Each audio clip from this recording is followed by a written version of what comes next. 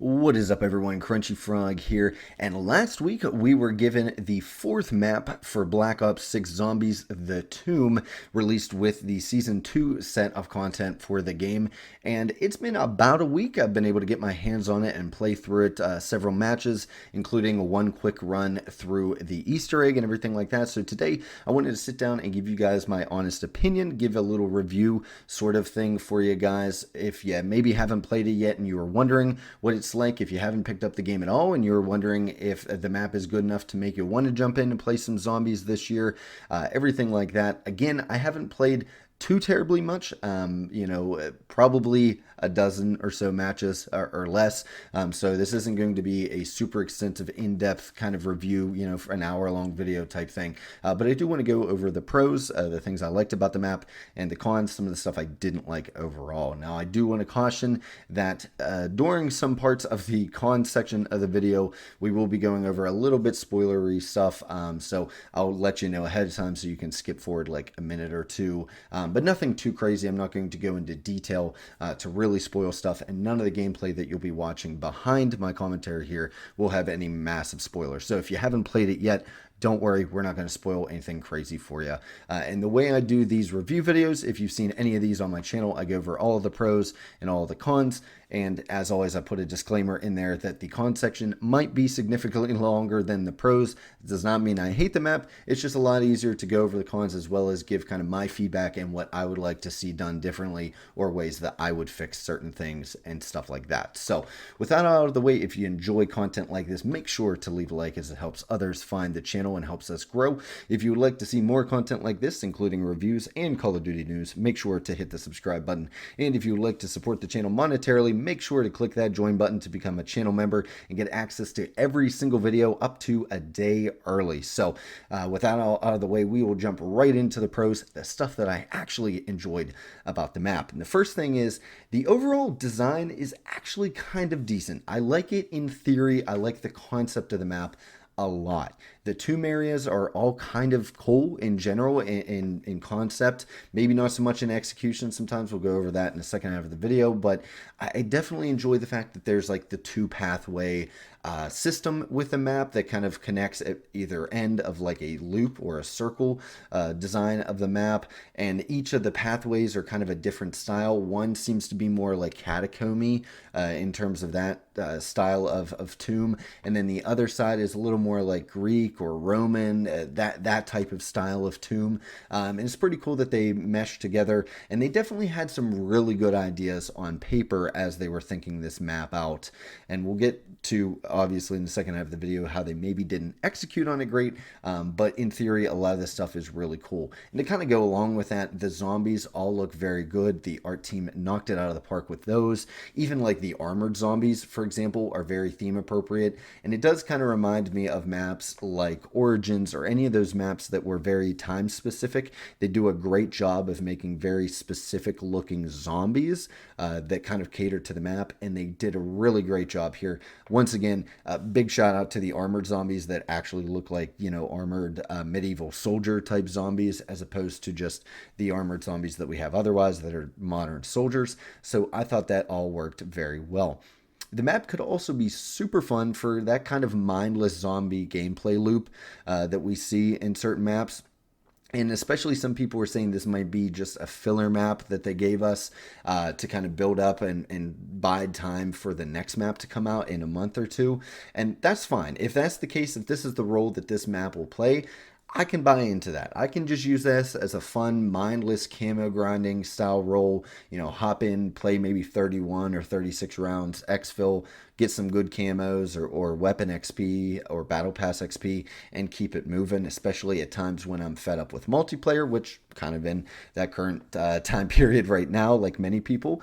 And the overall map design kind of lends itself to that type of role, right? So it's very trainable. There's a lot of areas that, wide open areas that you can avoid zombies and build up a nice line or a train behind you and then just eliminate them all. It's not super tight corridors. There are some, kind of pinch points and stuff like that, but overall it's pretty open and easy to navigate. And the devs kind of alluded to as much in the previous blog posts and stuff that we covered here on the channel. They did mention that it would kind of feel like Liberty Falls, and that's a pretty good kind of, I guess, analogy of how the maps play. Liberty Falls is a much more casual map, and this map feels very casual as well. So if that's what they were going for, they did a great job with it.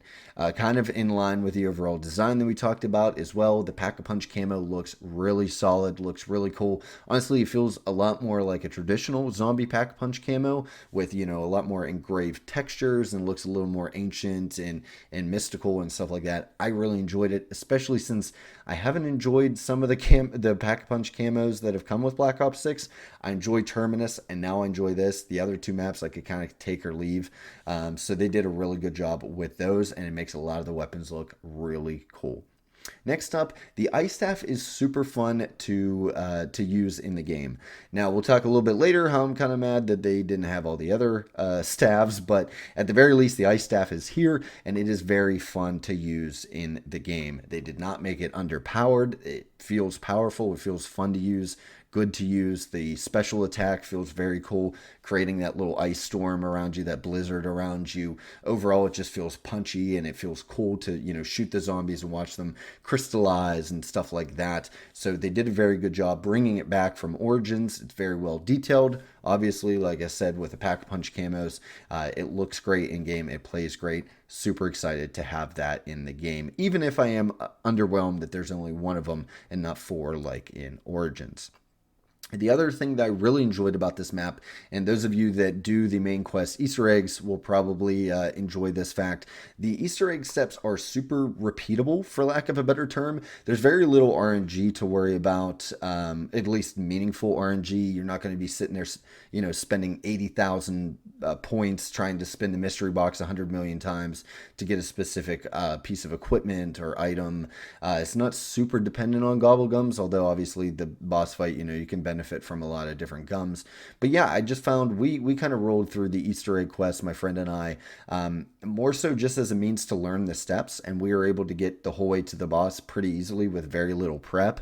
And there wasn't anything that happened during there that you almost feel like you have to have a quote-unquote God run to get there. You know what I mean? Some zombie Easter eggs tend to be like that. You have to have the planets align for you to be able to complete certain steps, and so it can feel like a wasted run if you don't beat the Easter egg sometimes. This wasn't the case. Like we died during the boss fight, and I wasn't that upset because I knew we could easily knock those steps out again going forward. There was nothing that couldn't be done pretty easily and repeatable at that. There's also a lot of cool little side Easter eggs. Now, I don't know the full extent of them, to tell you if there's more or less than the previous maps. I'm sure I'll hit up, Mr. Raffle Waffle's video here shortly that kind of goes over all of the side content and Easter eggs that you can do. But stuff like the golden armor and, the generators that spawn, giving you a full power and lighting up the flames to get the free perk bottle, different things like that.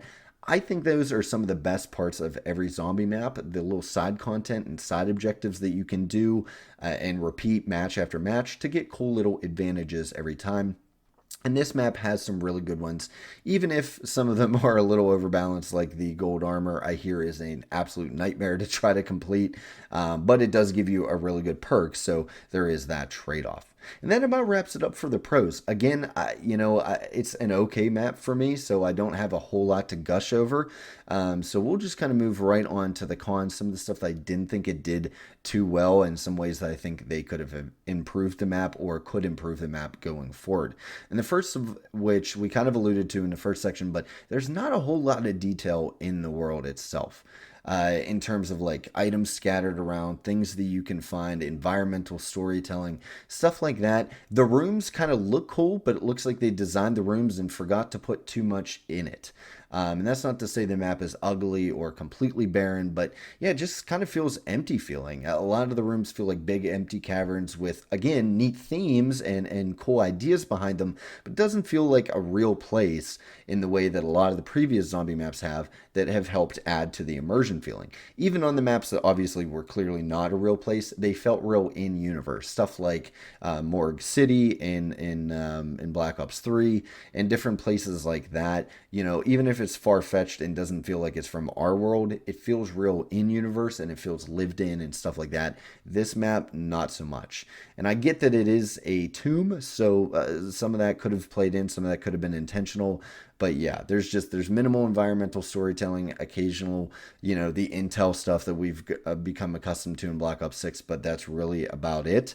Obviously, if I play another 15, 20 hours in this map, I might change my tone on that a little bit, but it doesn't seem like there's too much to discover on this map, unfortunately. And even the Pack-a-Punch location isn't all that memorable. It's just kind of sitting in a rock in the dark ether zone. And they've done a great job in the recent games of making unlocking the Pack-a-Punch feel very rewarding, feel very cool. It's put in a cool area. In Citadel, right, you had to shoot it out of a shipping container that spawned a mini boss that you then had to summon with a crystal. And in Terminus, you raised up this platform that brought it to you, and it was submerged underwater and stuff like that. Like, those are the type of things that I'm looking for to make it feel cool and exciting to unlock. And this one, I know it is, you unlock the crazy place and teleport there, but it just didn't hit the same, especially when it's just tossed into some random rock. As a matter of fact, the place it moves to, because I think once you use it once, it moves back to spawn, and it actually moves into a much cooler area of like a little Roman or Greek style temple there. And it looks much cooler there, and much, more interesting place than just shoved in a rock. Little rock crevice in the dark ether. The map is also pretty small. And again, this could have been 100% intentional. It's just kind of bland, especially nowadays. We're kind of spoiled with much bigger, more robust maps. And this map is very small. But that's kind of a subjective point, right? A lot of you could enjoy the fact that it's small and it's not some big sprawling research base or something like that. I also personally think, and this is a very subjective point, that the Dark Ether area is a little bit bland for what I was expecting. I think I just had my hopes set on maybe the crazy place from Origins, or maybe a more drastically different area like some of the other maps that we've gone to when we've teleported to another dimension, stuff like that. So again, this is super subjective. You guys could be rolling your eyes right now, and maybe some of you really enjoy the Dark Ether Zone. I just kind of found it blah. And again, this could be something I play 20 more hours in the map and I end up loving it. But as of right now, it just didn't do a whole lot first impressions for me. And then finally, in terms of detail, there's just no cohesive ambiance to the map. A lot of the maps in the past, you kind of get absorbed into them, and every map feels very distinct and very special. And they all have kind of I guess you would say, a personality of their own. And this map just, I don't know, it just doesn't feel like it has that type of personality. It just kind of feels bland and boring, like I've alluded to. And a little side note here as well, I kind of missing the custom UI that used to come with some of these maps that further enhance that immersion and that personality. Everything's just bland now. It's the standard Call of Duty HUD. And I get that they have to do that because it's super customizable now and everything, and people can make their own HUD. It kind of kills it for me, because it starts to just feel like almost like a Warzone map or a campaign level, stuff like that.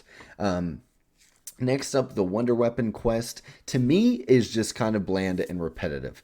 The crystal spawn part, having to get the crystals to go to the area that you needed to, just feels repetitive. It's not difficult. It's literally just RNG of, hey, is it going to go to the right spot the first time I shoot it, or am I going to have to shoot these things 30 times for it to finally get into the room I need it to be?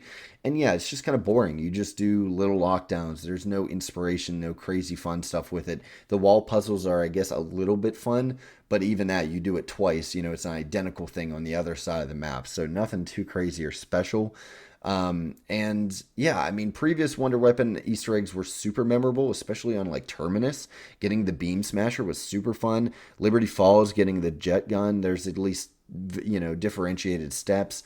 All of these swords have great steps, and Citadel, arguably the best Easter egg, Wonder Weapon Easter egg so far in this game. And so this, by comparison, just feels dull and boring and super repetitive, unfortunately. Next up, the map is very, very expensive to open up. And I think this is a byproduct of, like we were talking about before, it's a very small map. So I think they had to try to overcompensate. Instead of 15 doors on the map, think there's only like 6 or 8 or something like that on this map. So they had to, kind of change up the pricing, which in turn really hurt the already poor point economy. Now, we talked about in my review, I believe, of zombies, and we've talked about it in maybe some other videos, and you've probably seen discourse about it online as well. The point economy in Black Ops 6 Zombies is very fragile and kind of sucky, in the fact that because of how they set everything up, you pretty much have to pick a weapon and then triple pap it, get it to orange and everything like that. Usually the weapon you spawn in with, to be honest, or a weapon on the wall that's reliably there. And so it loses a lot of that fun and changing up on the fly that you could do in previous zombies games and everything like that. And I've heard guys like Tim Hansen talk about this, and this map just hurts even more because you spend so many points just trying to get the map opened up, which you need the entire map opened up in order to do like the Easter eggs and everything. So you're pretty much locked into spending, I don't know the total cost, but probably tens of thousands, maybe like between 10 and 20,000 to open up the whole map, which already knocks down the 50 that you need to fully pap a gun, on top of all your perks that you're going to be buying, on top of, et cetera, et cetera. It just goes on. So having super expensive doors sucks. I get that there's less doors to open. But in the other maps, you didn't necessarily need to open all the other doors, so you could save some money that way. In this map, you pretty much have to open everything just to do everything that the map has to offer.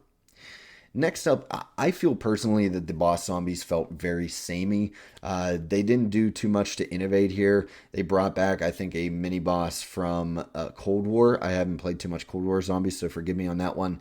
But I believe that's where it started.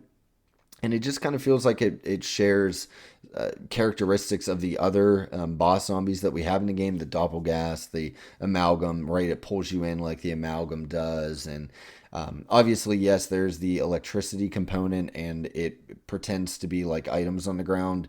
But the items are always so conspicuous that that's the mimic, right? It doesn't catch you off guard unless the items are too small. You don't notice it and just happen to run over it, and the thing spawns on you.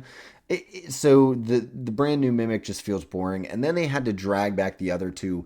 I hate amalgams with a burning hot heated passion, and I wish they would never appear on another map ever again, but they dragged those back. And it kind of sucks because they centered the Easter egg, minor spoiler, not really, but they centered the Easter egg around the mini bosses, the special zombies, so to speak. And so to have them so lackluster and repetitive just kind of sucks. You know what I mean? It just kind of exacerbates that feeling that they all feel the same. They're not all that interesting or neat, in my opinion. Maybe some of you disagree, but that's just kind of how I felt about them. And the next up, this is entirely subjective, and this is probably my problem more so than the game. But to me, the way they hyped it up, and to a lot of people on the internet, the kind of community sentiment was that this was going to be a spiritual successor to Origins, right? It's a dig site. They talk about, wink, wink, nudge, nudge, I think was their exact quote in the blog post about things being a callback to previous games. And so it kind of sucked that you booted up the game and it felt nothing like Origins, in my opinion, besides having one of the staves there. And so yeah, it felt nothing like Origins. It didn't live up to that kind of reputation. And I don't know, maybe if that was intentional, maybe they didn't mean Origins when they kept talking about it being like kind of a spiritual successor or calling back to previous games. Honestly, it has more vibes from like Ancient Evil or the map 9 from the Chaos storyline in Black Ops 4. And again, maybe that's just how I interpreted the map. Maybe other people feel like this is closer to Origins, but I just feel like almost nothing ties it to Origins. Definitely is nowhere near Origins in terms of stuff to do, in terms of polish on the map, in terms of how good of a map it is. So yeah, just that was a huge letdown for me. Again, that could be a personal thing. Maybe I shouldn't got myself so hyped. Maybe I read things put words in Treyarch's mouth that weren't there. But at the end of the day, that really killed it for me when I opened up the map and I was just kind of like, oh, this is it? And that kind of prevailing thought kind of kept going the entire way that I've played it and as I was writing the script, to be honest. So it kind of affected my entire outlook on the map as a whole.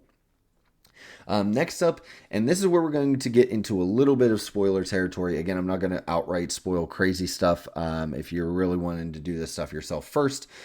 So maybe skip ahead a few minutes in the video if you do not wish to be spoiled here. But I think the story and the boss fight are kind of lame. Kind of really lame. This is a small nitpick that actually, the more I think about it, the more it kind of makes me angry. But this this map tries to give you story and everything through radios, like all the previous maps. You know, talking with your teammates and stuff through walkie-talkies and whatever. But obviously you're underground. So what the developers said was, well, walkie-talkies or satellite radios wouldn't work underground, so we're going to make it garbled so you can't hear them. It makes sense, right? And it does. Conceptually, it makes great sense, and it's a cool little immersion detail, but that kind of leads to you not knowing anything that's going on with the story. I have no idea what's going on with the story because 90% of your playtime is going to be in the catacombs itself, right? The first couple rounds, you hang out in the first room, and that's great. You hear a couple radio messages, but then you go underground and you largely don't come out except for certain Easter egg steps, or if you do enjoy training zombies in the starting room. And so you miss out on all that story exposition, especially since you're trying to get, 20,000 points to open up the entire map. It's rough. I get why they did it, but it takes away from the already minimal chatter and dialogue that we'll get into in a couple points here. Already minimal story, and it makes it even less when you can't hear like 80% of it. Next, and again, this is a spoiler, I think the end cutscene is god-awful. I am very upset about that. Now, I haven't beaten the Easter egg. I did end up watching Mr. Raffle Waffles beat it and his guide and everything, and watched him react to the ending cutscene. And honestly, I'm not going to give away too many details. All I'm going to say is it is essentially a Infinity Ward campaign level transition. So if, just picture Soap and Price are talking about the next area that they have to, chase Zakayev to or something like that.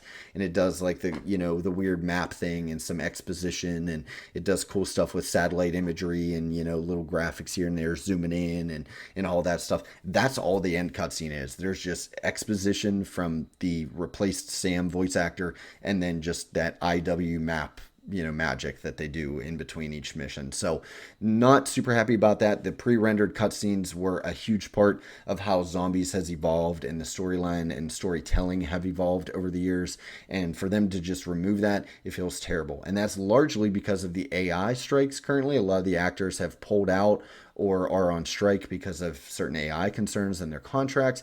Obviously, the Sam actor was replaced, and all of her voice lines were re-recorded by another voice actress. So we're already seeing effects of that, but you can definitely tell, there's very minimal chatter and dialogue compared to other maps. And you really start to feel the effects of the strikes here, and it makes me wonder if future maps are also in danger, if the other maps we're going to get this year are also going to be affected. And that really sucks, because I love that Call of Duty is starting to lean more and more and more into the story element, especially during the Easter egg quests. And I love hearing that. We started over with a brand new story, a whole new timeline and universe. And to make that go away, especially the cool little quips that kind of connect you with the characters more throughout normal gameplay, just really sucks. And knowing why you're missing all that stuff sucks even more, knowing that they're getting kind of gypped on the AI into things. So yeah, that's rough. And I think that another example of this is the ending cutscene.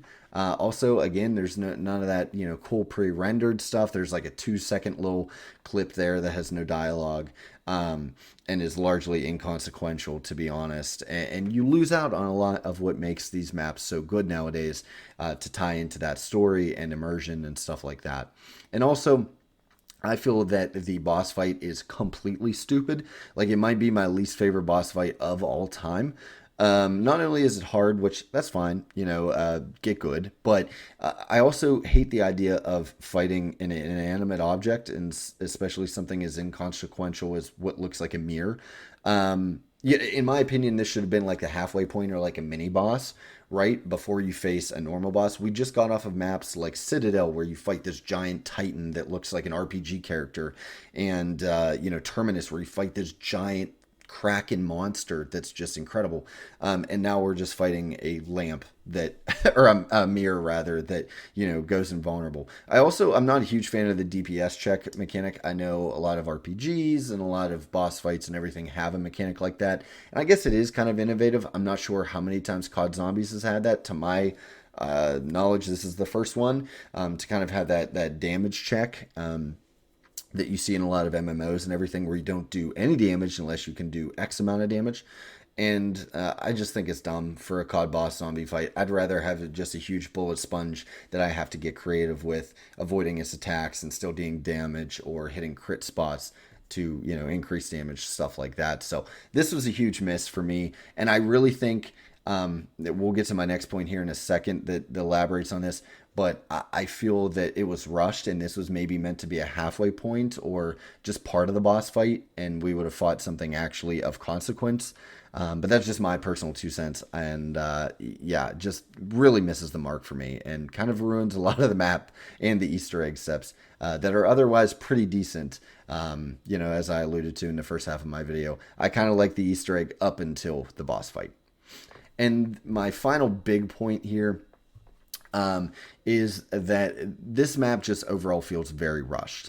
It seems like there was supposed to be a whole lot more added to the map. You can tell they had some great ideas. If they had just had the room to run with some of them, this could have been incredible. Different areas around the map look like there could have been so much more to them.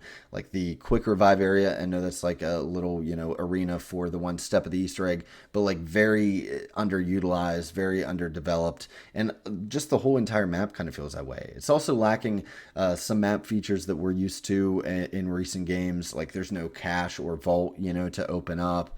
There's no transportation. Well, I guess you can consider the little portals transportation, but some of the maps have had like transportation or shoot yourself out of a cannon or drive a boat around, stuff like that made the maps interesting and unique. And this just doesn't have that.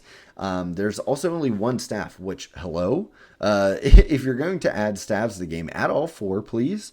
And I feel like this is just, they ran out of time is my only, possible explanation for this. It's possible that maybe they're going to be giving us like 1 staff per map for the next few maps. I don't know how many more maps they have up their sleeve, so maybe not. And maybe it ties into an overarching theme. Maybe the final map, we get all 4, staves or something crazy like that.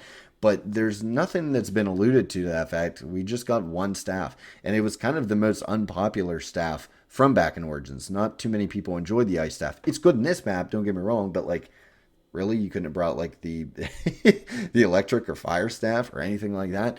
And yeah, and I mean, just little things like that, like only 1 staff, only 1 wonder weapon here. It just feels rushed. And again, the story feels super rushed and almost non-existent. Some of that may be due to voice acting, but I feel like they could have made up for it in other areas. And so there's not a whole lot there, there's not a whole lot of meat to chew on, so to speak. I also feel like maybe they were pressured to slam this out the door with the thought of, during the time that they announced this map, so soon after Citadel, was kind of when the game was dying, right? Everyone was talking about the Steam charts. People were they're hemorrhaging players every single day. And I think this was very much so a push by maybe higher ups to try and get people back into the game. And ultimately, it feels like it. If I had to sum this map up, if I had to sum this entire review up, it's a cool idea, but very rushed and not very feature complete. And I feel like if they would have had another month, 2 months, 3 months, whatever the case may be, to let this bake in the oven, they could have fleshed more stuff out. This could have been a really cool map. Added a couple more rooms, added a couple more little quests, added all 4 staffs, added more stuff to each room to make it feel unique and lived in and stuff like that. But they were just out of time. They, hey, get this map out now. People are quitting our game. Please, dear God, put something out. And that's kind of how it feels. And finally, I will just touch real briefly, just because I have to mention it. I have experienced a decent amount of glitches already. Me and my friends weren't able to swap weapons several times during certain games. I was taking like massive damage while being kind of sucked in by the amalgams, which I don't think is supposed to happen. You're kind of supposed to be invulnerable, I believe, during those periods. It caused me to go down several times where I didn't have a choice. I was just being battered as I was dragged, 20 feet across the map through a horde of zombies, and died before I even got to the amalgam, which I think is an unintended consequence. And there's my Xbox was literally sputtering and crying out in pain during the defense step of the staff Easter egg in the Dark Ether. It was just, oh dear God, I was hitting like 10 frames a second, and I have a Series X that normally tanks everything you throw at it without issue. And it was just struggling super bad. So I'm not sure if that's a performance thing with the map or what, if it's poorly optimized because I had to rush it, not sure. But I wanted to kind of list those certain bugs or rough patches, just, as a matter of so that people are aware of the possibility of those things happening. So yeah, that about sums it up, guys. I know I've ranted for about 30 minutes, a little longer than I would like, but I wanted to give you guys an accurate, good depiction of what the map is like. You know me, I tend to get pretty long-winded in these reviews, so you guys can get a complete picture of what to expect with the game, or in this case, the map. So yeah, let me know you guys' thoughts down below. I want to hear you guys' thoughts if you've played the map. If you've disagreed or agreed with any of the points I made in this video, let me know down below. Yeah, overall, if I had to sum it up, TLDR, guys, this is a super cool idea for a map. And it's very casual, so it's still fun to be had, don't worry, but I do feel like it was very rushed and it suffers because of it. So as always, guys, if you do enjoy this video and you've made it this far, make sure to leave a like. We're trying to get more and more folks into our community here, and it helps others find the channel. And until next time, guys, you all have a great day.